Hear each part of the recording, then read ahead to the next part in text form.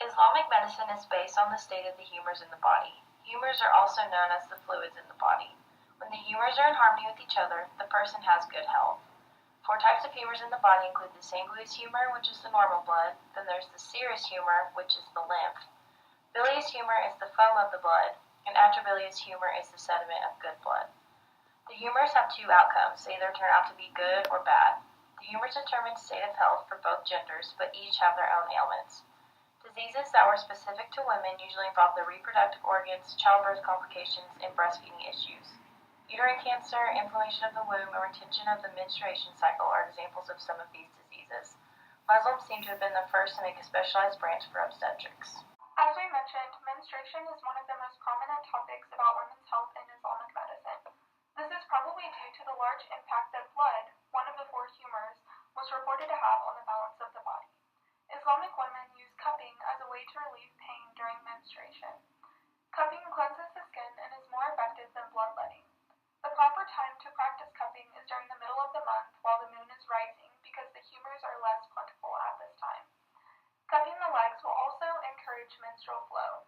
To alleviate pain during menstruation, cupping is most beneficial on the umbilicus. Islamic culture surprisingly promoted birth control. Contraception was permitted for many reasons, including to preserve the health of women, to protect nursing children from the bad effects of a mother's new pregnancy, but also for reasons that benefited the man, to maintain the value of the slave or concubine, or to prevent the fathering of children who would become slaves.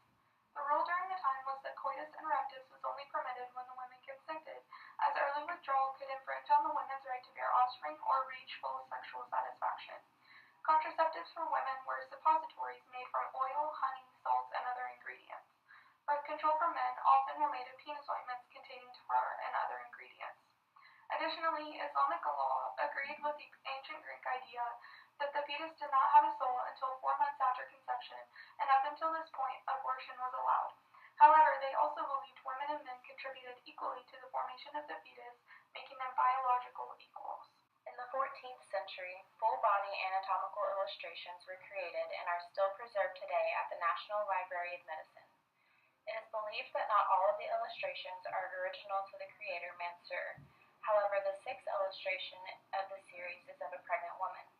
It is likely that this illustration is original to Mansur because of his treatise in Aristotelian and Galenic embryological theories and how they interact with prophetic medicine. The illustration is an arterial figure over which a uterus and transverse position fetus are superimposed. One of the most important roles for medieval Islamic women was being a mother. A treatise on the Canon of Medicine of Avicenna puts strong emphasis on the relationship between the mother and child. To strengthen the constitution of the mind, mothers were encouraged to rock and sing to their babies. Children were expected to bathe frequently and were often left to play independently during the day. At the age of 6, children can be given tuition from a master. Bathing and resting should be less frequent at this age, and exercise before eating is encouraged. This regimen lasts until 13 years of age. Care during this time is recommended to lessen the humidities and increase the dryness of the tissue and hardening of the body. One of the most important jobs of the mother is to nourish her child. Whenever possible, the mother's milk should be given by suckling.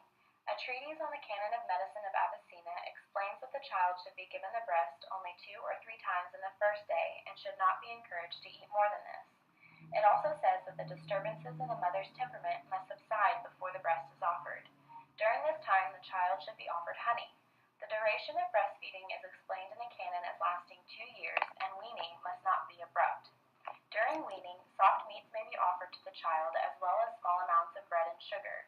In the event that the child is still crying and wanting the breast, a paste of myrrh and ground pennyroyal should be applied directly to the breast. Another role for women was being a wet nurse. They were employed when mothers were unable to nurse their own babies. The characters of a wet nurse are their age should be 25 to 35. They should have good color, a strong chest and neck, and be neither very fat or very skinny. Her personal character should be praiseworthy. The shape of her nipples must not be too big nor too small. The milk should be white in color and have a sweet taste. It should not be too thick or too thin, and it should not be too foamy. Her regimen would include a diet of wheat, lamb, kid of goats, lettuce, almonds, and mint. The canon also mentions foods to avoid are those that are acidic, sour, bitter, salty, should be limited but include moving the shoulders, using her hands, weaving, and carrying the child around in her arms.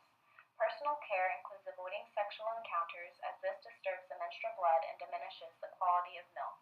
Coming of age for women means something different in Muslim culture than it does in other cultures. In many cases, this is associated with sexuality and adolescence. However, in Muslim culture, there is no adolescent stage. Age is not a real requirement in the change of status. The only stipulation is the cycle of menses. After this, she has many expectations made known to her that precede this. She will now partake in household chores, praying 5 times a day, keeping a close eye on her physical appearance as well as her social behavior. For after this transformation is when she may adopt the headscarf tradition. Dress and attire of women. By taking notice of Islamic dress code, we can better understand the modesty they try to maintain. The outer garment that must always be worn when she leaves the house is called a jilbab. In order for this jilbab to meet requirements, it must be large enough to cover the whole body, plain, not decorative, should not resemble men's clothing, and should not be ostentatious. The rise of Islamic society helped women in some ways, but there was still a gender bias against them. The practice of infanticide was common in the pre-Islamic era. Female children were deemed less desirable and would be killed in favor of having male children. After the rise of Islam, the practice of infanticide was condemned in certain verses of the Qur'an, and infanticide was banned. While this seems in some ways to give women more respect, women were still not autonomous and were stuck in the patriarchal system that existed. Before Islam, Arabia also had a diversity of marriage practices, including polyandry and polygamy that involved oppression of women. According to the practices of Islam, it is said that the husband can have 4 wives and must attend to them all equally. The wives can decide what is acceptable for them sexually and in everyday life. Islam practices can vary in many ways, but it is usually agreed upon that the Muslim men provide for their wives and there is an obligation from the husband to pay the wife a dower and that he is the sole breadwinner for their family. Divorce, just like in other religions such as Christianity, is not the norm. There are some different ways this can happen though. The husband divorces the wife and he may claim his divorce 3 times. After the final claim, the divorce is final and both parties must move on. Before divorce can be decided permanently, the couple must try to fix things as best as possible. If that doesn't work, then they're supposed to part ways mutually and without any hard feelings. This book, Women, Patronage, and Self-Representation in Islamic Societies, edited by Fairchild Ruggles, focuses on looking at Islamic women through a lens that has never been used before. Only through women's empowerment and self-representation can we understand Islamic women.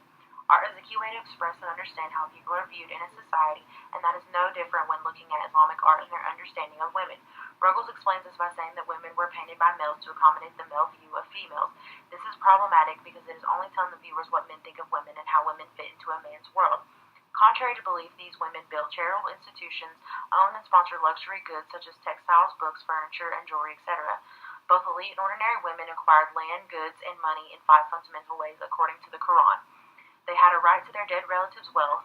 They retained wealth and goods that were included in their dower from their marriages. They were entitled to an endowment, which is like a trust fund that their parents or other relatives acquired for them. They received gifts from husbands, parents, and friends, and women accumulated profit from business and estates they managed.